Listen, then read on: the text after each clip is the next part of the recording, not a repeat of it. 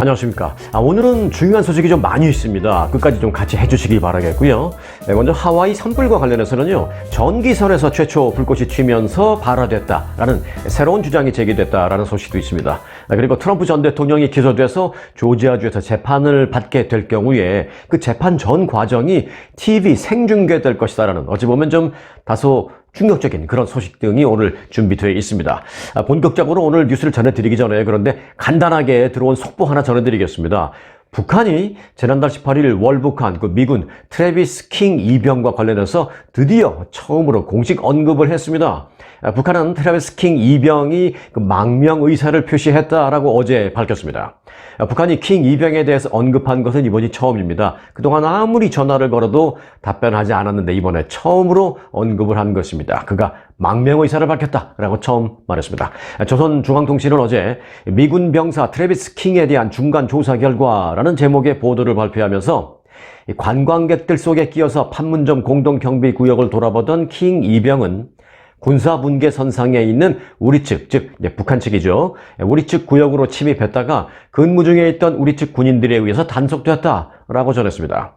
그러면서 해당 기관에서 조사한 바에 따르면 트래비스 킹은 자기가 북한 영내에 불법 침입한 사실을 인정했다라면서 킹은 미군 내에서의 비인간적인 학대와 인종차별 등에 대한 반감을 품고 북한으로 넘어올 결심을 했다라는 내용으로 자백을 했다라는 것입니다.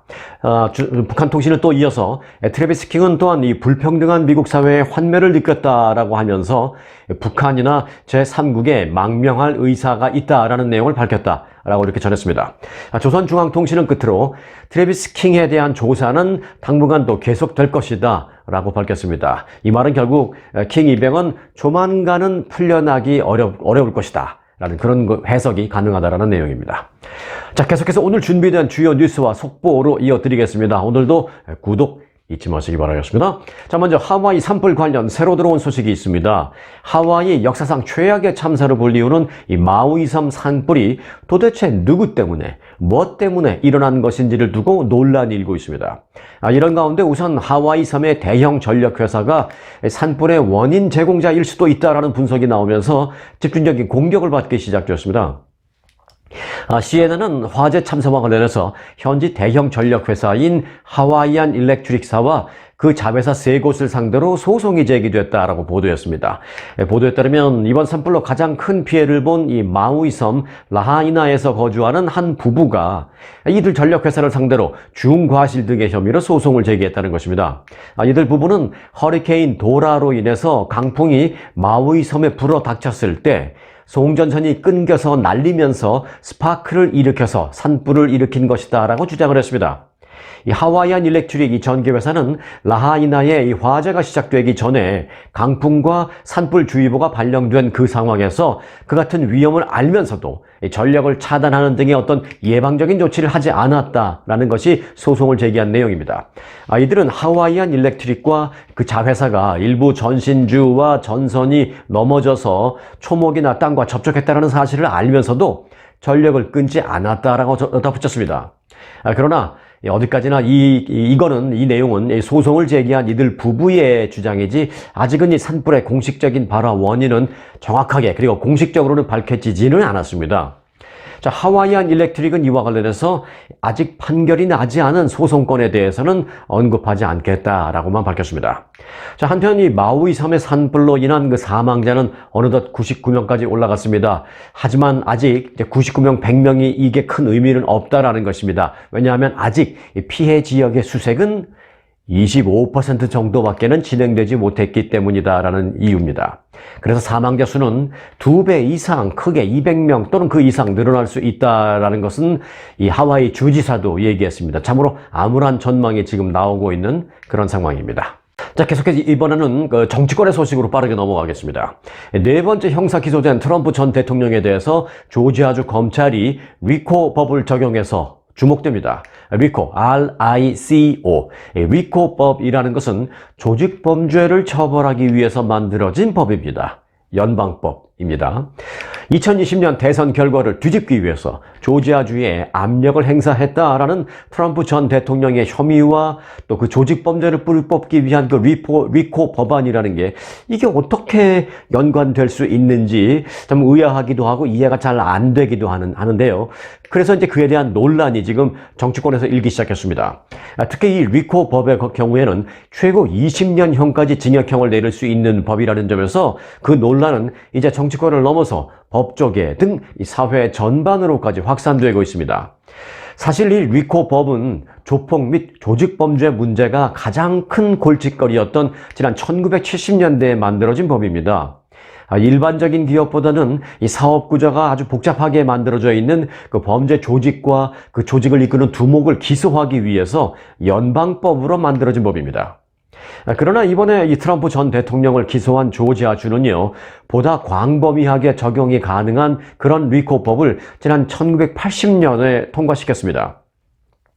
이에 따라서 조지아주에서는요, 리코법에 따라서 여러 범죄 혐의를 하나의 범죄로 묶어서 기소할 수 있는 그런 주입니다. 트럼프 전 대통령을 기소한 그 페니 윌리스 조지아주 이 풀턴 카운티 검사장은 지난해 조폭에 이 법을 적용하면서 실제로 그 조폭에 이 법을 적용한 적이 있는데 그렇게 하면서 리코 법은 이 법 집행기관이 국민들에게 전체적인 그림을 보여줄 수 있게 하는 좋은 도구다라고 말한 바가 있습니다. 전문가들은 이 법을 트럼프 전 대통령에게 적용한 취지가 소위 대어를 잡기 위한 것이다 라고 분석하고 있습니다. 클라크 커닝햄 조지아주 주립대학 교수는 이렇게 말했습니다. 트럼프를 둘러싼 조직의 목표는 트럼프가 권력을 유지하도록 하는 것이기 때문에 트럼프를 기소하는 것이 가장 검찰 측에서는 필수적인 것일 것이다. 이렇게 말을 했습니다. 트럼프 전 대통령의 이번 기소의 또 다른 특징은요, 트럼프 전 대통령이 대통령에 당선이 돼도 셀프 사면이 불가능하다라는 점입니다. 왜? 대통령은 사면권이 있지 않습니까? 그러니까 자기가 자기를 사면할 수 있는 것, 논리적으로는 가능합니다. 하지만 이 조지아주에서 이 리코법을 적용시켜서 기소를 하게 되면 셀코법을 본인에게 적용시킬 수 없다라는 겁니다. 자, 지금부터 그 설명을 드리겠습니다. 트럼프 전 대통령은 대통령이 되면 이론적으로는 연방 범죄에 대해서는 사면권을 행사할 수 있습니다. 제가 말씀드린 부분에서 중요한 것은 연방 범죄에 한해서는 이라는 내용입니다. 하지만 조지아주 법에 의해서 조지아주에서 기소가 되면 아무리 대통령이라 하더라도 사면권을 행사할 수가 없습니다. 조지아주의 경우에 주지사도 사면권을 행사할 수가 없습니다. 그럼 조지아주에서는 누가 사면을 하게 되느냐? 별도의 주위원회에서만 사면을 할 수 있습니다. 그리고 그 권한도 사실 매우 제한적입니다. 이 한 전문가는 조지아주는 현직 주지사가 유죄가 확정된 범죄자를 적극적으로 사면할 수 없는 몇 곳 안 되는 주 중에 하나다라고 말했습니다. 과연 지금까지 뉴욕 등 여러 곳에서 여러 가지 혐의로 기소된 트럼프 전 대통령이 이번에 조지아주에서 결국 발목을 붙잡히게 될지 아주 주목되는 그런 상황입니다. 그럼 트럼프 쪽의 대비 상황은 어떤지 좀 살펴보도록 하겠습니다. 트럼프 전 대통령은 어제 자신의 소셜미디어에 올린 글에서 이렇게 말했습니다. 조지아주에서 발생한 이 대선 부정에 대한 대규모의 복잡하고도 상세한 그리고 누구도 반박하지 못할 어떤 보고서가 지금 준비되고 있다. 우리 측에서. 그리고 그것은 지금 거의 완성돼 가고 있다라면서 오는 21일 뉴저지주 배드민스터에서 기자회견을 통해서 그 누구도 반박할 수 없는 보고서를 완성해서 이를 발표하겠다라고 말했습니다.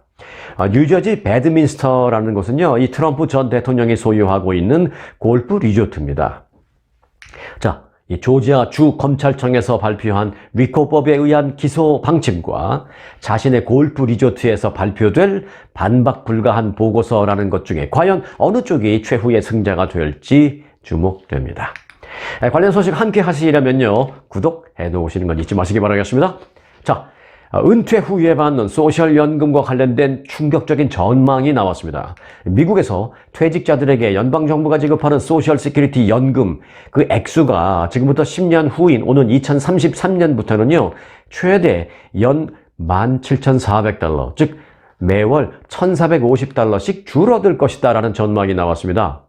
초당파적인 기구인 연방예산위원회의 보고서에 따르면 현재 악화되고 있는 소셜 세큐리티 기금 고갈 문제가 해결되지 않을 경우에 은퇴한 맞벌이 부부의 매년 연금 수령액이 17,400달러 감소하게 된다라는 것입니다. 보고서는 이러한 삭감은 사회보장연금을 받는 5천만 명의 미국 은퇴자들에게 치명적인 영향을 줄 것이다라고 경고했습니다. 자, 현재 독신 은퇴자의, 즉, 은퇴해서 이제 연금을 받을 자격이 되는데 혼자 사는 사람의 경우에는 월 평균 소셜연금 수령액은, 이건 평균입니다. 1,800달러 정도 됩니다. 그런데 이제 부부가 합산한다면 3,000달러가 조금 넘을 텐데요. 완전히 곱하기 2는 아니고 3,000달러가 조금 넘는 그런 X가 될 터인데 여기에서 1,450달러 정도가 줄어든다면 뭐 거의 절반 정도로 준다라는 얘기인데요. 그러면 도대체 평생 뼈 빠지게 세금 다 내놓고 이제 와서 연금도 이제 반토막을 잘라버리면 어떻게 하란 말이냐라는 그런 불만이 터져 나오게 될 전망입니다. 이와 관련해서 이 위원회는 세금을 올리거나 정년을 늘리는 방법 또는 이 둘을 좀 결합해서 어떤 자금 부족을 해결하기 위한 그런 방법이 나오는 등 이 노력이 지금 절실한 상황이다라고 지적했습니다.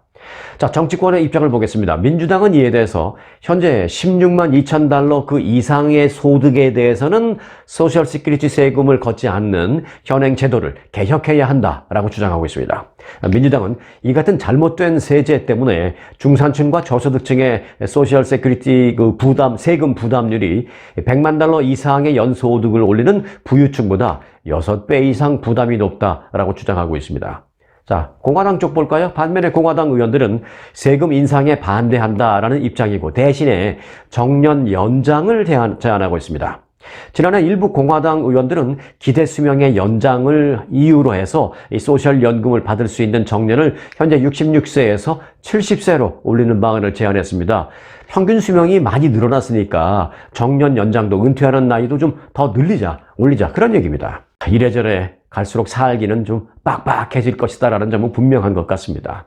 자, 그럼 계속해서 먹고 사는 얘기를 좀 더 이어가 드리겠습니다. 리치세션이라는 말을 아시나요? 리치세션은 부자를 뜻하는 리치와 불황을 의미하는 리세션을 조합한 신조어입니다. 최근 들어서 이 리치세션 현상이 눈에 띄게 나타나고 있습니다. 부자의 리세션, 즉 부자들도 불황을 겪게 된다라는 그런 얘기죠. 자, 지난해 미국에서 자산 100만 달러 이상을 지닌 소위 백만장자의 수가 급격히 감소했습니다. 월스트리트저널은 어제 세계적으로 부의 감소 현상이 두드러졌다라면서 특히 백만장자 또는 그 이상의 슈퍼 부자들이 급격히 감소했다고 보도했습니다. 자산 총액이 100만 달러 이상에서 그 이하로 줄어들어서 백만장자라는 타이틀을 유지할 수 없게 된 미국인이 170만 명이나 됐다라는 것입니다. 지난해에. 또 자산 1억 달러 이상인 슈퍼 리치도 이 같은 흐름을 거스르지 못한 것으로 나타났습니다. 자, 이 같은 고소득층의 이 자산 감소는 주식 등 각종 자산 시장의 침체가 가장 큰 원인이 되고 있는 것으로 꼽히고 있습니다. 자, 한편 이처럼 대대손손 먹고 사는 데는 뭐 전혀 지장이 없는 그 정도의 자산을 갖고 있는 어찌됐건 이 슈퍼 리치인 사람들이 자산이 조금 감소했다고 이제 막 뭐 엄살을 부리고 있는데 그런 것과는 달리요. 일반 서민들은 당장 먹고 사는 문제에 직면해 있는 경우가 많습니다. 그런데 미국인 10명 가운데 6명은 한 달 벌어 한 달 먹고 살고 있는 것으로 조사 결과 나타났습니다. 지금 그렇다는 것입니다. 부자들의 자산도 줄어들 판인데 뭐 서민들의 먹고 사는 문제가 더 어려워졌다는 것은 뭐 어찌 보면 당연하다라고 볼 수도 있겠습니다. 자, 조사 결과 미국인 10명 가운데 6명은 월급날에 의존해서 살아가는 페이체크 투 페이체크 그런 인생이다 라고 말하고 있습니다. 자, 페이체크라는 것은 월급 수표죠. 그러니까 이제 페이체크 투 페이체크라는 것은 결국 한 달 살이 인생을 표현한 것입니다. 미국인 10명 가운데 6명이 그렇다라는 것입니다, 지금. 보고서에 따르면 지난 6월 기준 월급날까지 잔고가 거의 없거나 부족한 상태로 생활하는 이 페이체크 투 페이체크 이 생활자의 비율이 61%에 달하는 것으로 나타났습니다. 또 21%는 매월 크레딧 카드 부채 지불에 어려움을 겪고 있다고 답했습니다. 이와 관련해서 CNBC는 주요 소비 항목인 집세, 그리고 식료품, 또 유틸리티 비용 등 기본적인 가계 비용이 상승했고, 또 금리 인상도 됐고, 또 경제 불안성이 계속되고 있고, 또 저축을 할 수 있는 능력이 떨어지는 여러 가지 원인이 복합적으로 작용하고 있다라고 분석했습니다. 한 달 살이를 하고 있는 사람들은 소득별로 다양하게 존재하고 있는데요.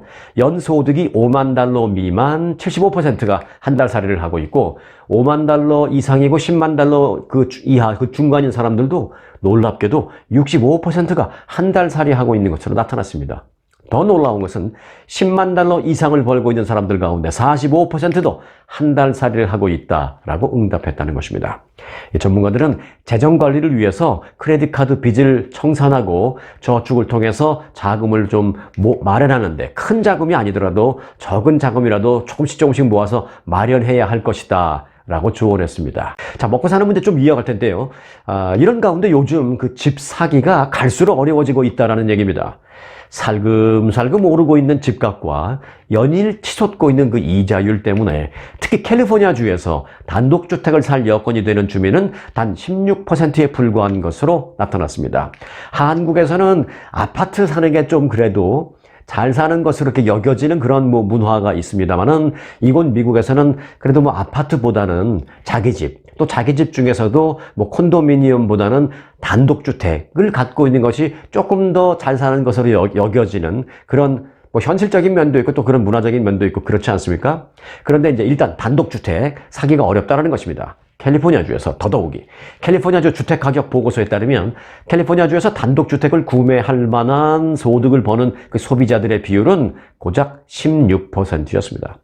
캘리포니아에서 중간 가격이 83만 620달러인데 그런 정도의 그 단독주택을 구매한다라고 한번 가정을 해 봤을 때, 우선 다운페이를 하는데, 다운페이는 집값의 한 20%를 해야 한다고 치고요. 83만 2,000달러인데 대충 80만 불 잡고 20%면은 얼마예요? 16만 달러를 한꺼번에 우선 넣어야 되잖아요. 그렇게 20% 다운페이를 해야 하고, 또 이후에 나머지 80%에 대해서는 융자를 해야 되잖아요. 이후에 그 월 페이먼트는 융자를 한 그 80%에 대해서 해야 되는데, 이자율은 대충 한 지금 6.61% 정도가 된다고 합니다. 이것도 평균. 그리고 여기에 집 가진 사람들은 누구나 내야 하는 집 세금, 재산세, 이 프로퍼티 텍스, 그리고 보험 등등을 포함한다면 매달 5,200달러를 주택 관련 비용으로 지불해야 한다는 것입니다. 자, 이렇게 한 달에 집 페이먼트로 5,200달러를 낼 수 있으려면 연봉이 21만 달러는 돼야 한다라는 분석입니다. 그런데 이제 연봉 21만 불이 캘리포니아 주에서는 소득 상위 16%에 해당하는 수준이라는 것입니다. 그러니까 이제 바꿔 말하면 캘리포니아 주에서는 16%를 뺀 나머지 84%가 단독주택을 사기에는 어려운 상황이다라는 얘기가 됩니다. 결국 84%의 사람들은 단독주택보다는 조금은 작고 저렴한 작은 콘도미니엄을 구매할 수 있는 정도거나, 아니면 그냥 월세 아파트에서 거주할 수밖에 없는 상황이라는 것입니다. 그것도 안 되면 최악의 경우 노숙자가 될 수도 있는 그런 경우도 있는데, 그래서 그런지 올해 미 전국적으로 노숙자가 급증하고 있습니다. 자, 그럼 이제 자연스럽게 노숙자 문제로 좀 잠시 짚고 넘어가 보겠습니다. 월스트리트저널은 어제 미국의 노숙자 수가 지난해에 비해서 11% 증가했다고 보도했습니다. 이는 미국 정부가 노숙자와 관련한 통계를 작성하기 시작한 2007년 이후에 가장 높은 증가율입니다.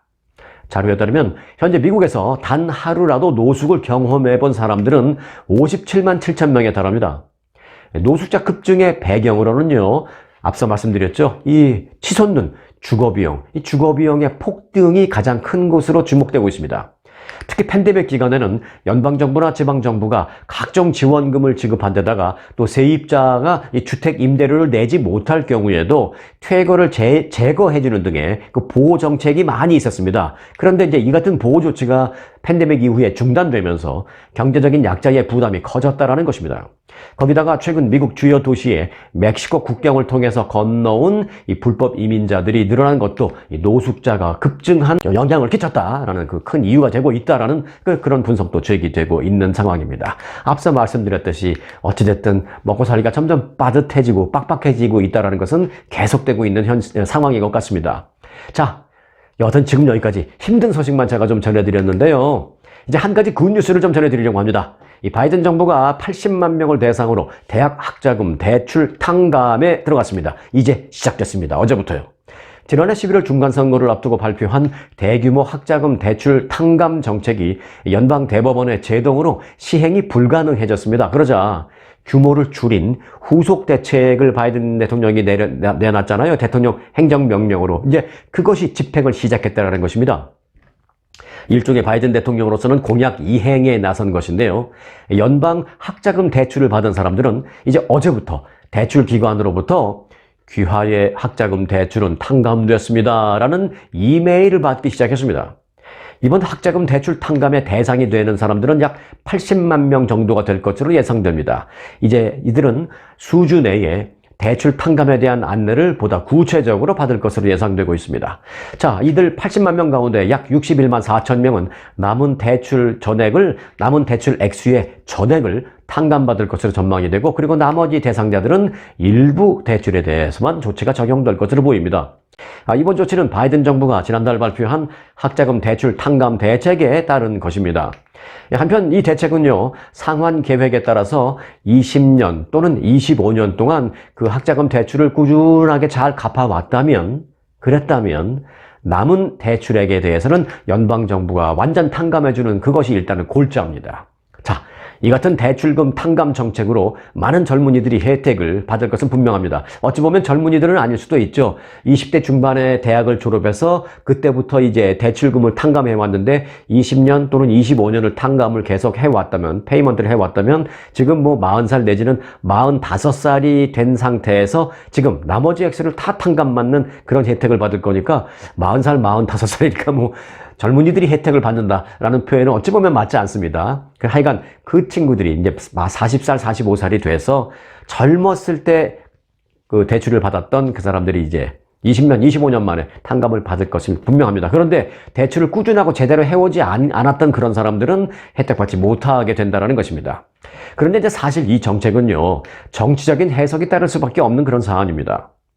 바이든 대통령의 학자금 대출 탕감 공약과 이행은 2024년 내년 대선을 앞두고 젊은 유권자의 표심을 겨냥한 것이다 라는 분석입니다. 앞서 말씀드렸듯이 혜택을 받는 사람은 이제 뭐 40살, 45살이 된 사람들이라 하더라도 지금 대학생들 또는 그 이상 된 사람들도 나도 혜택을 받을 수 있지 않을까라는 것 때문에 민주당 쪽으로 마음이 기울을 수도 있다는 것이죠.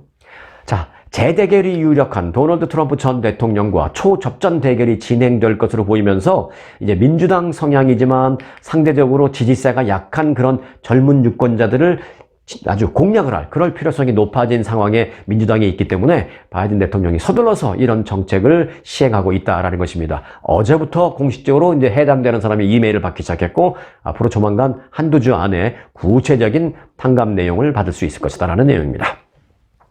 자, 이어서요.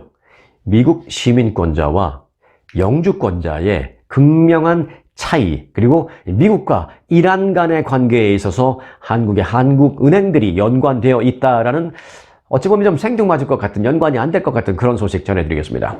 미국과 이란의 수감자 맞교환이 있었는데요. 이 맞교환 명단에서 자신이 제외됐다라는 이유로 이란의 억류 중에 있는 한 미국 영주권자가 단식 농성에 들어갔습니다.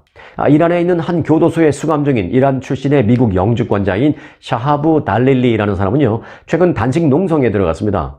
이 달릴리는 이란 출신으로 가족과 함께 미국으로 건너와서 영주권을 받았지만 지난 2016년 4월 선친의 장례를 치르려고 이란에 방문했다가 그곳에서 구금됐습니다. 그는 외국에 협조를 했고 또 반이란 활동을 했다라는 그런 혐의로 이란에서 징역 무려 10년형을 선고받고 지금 복역 중에 있습니다. 그런데 최근 미국과 이란 간의 수감자 5명씩을 맞교환하는 그런 합의가 이루어졌는데요. 그 합의가 됐지만 이 달릴리라는 사람은 자신이 석방 명단에서 제외되자 반발을 하고 있는 것입니다. 어떤 반발이냐? 자신이 시민권자가 아니라 영주권자이기 때문에 뺐다라는 이유입니다. 영주권자도 미국에서 영원히 영구히 살 수 있도록 자격을 줬는데 시민권자와 뭐가 다르냐? 왜 차별하느냐라는 그런 겁니다. 자신이 그 영주권자라는 그 이유로 시민권자와 대우를 달리해야 하는데 그렇지 않다. 똑같이 시민권자로 대우를 해주고 나도 수감자, 석방자 명단에서 넣어달라고 지금 단식 농성 항의를 하고 있는 것입니다. 과연 달릴리의 이 같은 주장이 얼마나 설득력이 있을지는 모르겠습니다만은 우선은 단식을 하고 있다니 그의 건강은 걱정이 되기는 합니다. 하지만 시민권자와 영주권자가 법적으로는 같지 않다라는 의견은 뭐 지배적인 그런 상태입니다. 자, 그런데 한편 이 미국과 이란 간의 최근 일련의 합의에 한국의 은행들도 연관이 되어 있습니다. 이번 미국과 이란 간의 합의로 그동안 한국 내 그 은행들에 동결되어 있던 이란 자금 무려 60억 달러가 이제 4년 3개월 만에 해제되었습니다. 이번 합의로 미국과 이란이 수감자와 동결 자금 문제를 맞바꾸는 그런 스몰 딜을 일단락 짓게 됐다라는 소식인데요. 그렇다면 이제는 이란 핵 합의를 복원하는 그런 협상으로 좀 나아가는, 진전되는 그런 스테이지로 넘어가지 않을까, 이 부분이 주목되고 있는 그런 상황입니다. 자, 끝으로 짜투리 뉴스 전해드리겠습니다. 여러분들이 지금 보고 계신 제 영상은요, 유튜브라는 플랫폼을 통해서 보고 계신 것이잖아요. 그래서 이제 유튜브를 동영상 공유 플랫폼이라고 부르기도 하는데요. 유튜브가 앞으로 의료와 관련된 거짓 정보를 퇴출하기로 했다라는 소식입니다. 유튜브는 이를 위해서 코로나라든지 뭐 암이라든지 또는 각종 질병 또는 유해 물질 등과 같은 주요 주제에 대해서 보건당국이 확실하게 확립한 그런 지침과 반대되는 그런 컨텐츠는 삭제하기로 했습니다. 이런 방침은 코로나 팬데믹을 거치면서 백신 등 여러 가지 문제에 대한 잘못된 정보가, 가짜 뉴스가 마구잡이로 유튜브 통해서 널리 배포되면서 적지 않은 혼란을 야기한 데 따른 것으로 보입니다. 유튜브 측은 구체적인 지침은 시간이 지남에 따라서 바뀔 수 있다라면서도 우리의 목표는 의학적 그리고 과학적 영역에 관한 유튜브가 이용자들에게 해를 끼치는 정보를 배포하는 플랫폼이 절대 아니다라는 것을 보장해 주는 것이다 라고 강조했습니다. 뭐 말이 좀 어렵고 깁니다만은 결국 이런 겁니다. 유튜브는 가짜뉴스를 절대로 용인하지 않겠다라는 그런 얘기입니다. 네, 제발 가짜뉴스가 퇴치되는 좋은 계기가 되기를 바라겠습니다. 제 채널의 슬로건이 그래서 뉴스는 팩트 그대로, 이슈는 알기 쉽게 라고 했는데요. 저는 제가 이걸 만들어 놓고도 이 슬로건이 전 진짜 마음에 듭니다. 네, 매일 영상을 만들면서 그 슬로건을 보면서 되새기면서 만든다라는 말씀도 드리고 싶네요. 자, 오늘 영상은 여기까지입니다. 오늘도 영상 유익하셨다면 구독 잊지 마시기 바라겠습니다. 편안한 하루 되시기 바랍니다. 고맙습니다.